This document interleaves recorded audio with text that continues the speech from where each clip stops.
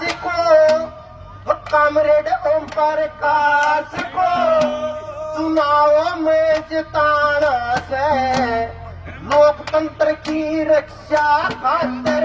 विधानसभा पहुंचाना से दाती घोड़ा और सितारा सबने बटन दबाना से दाती घोड़ा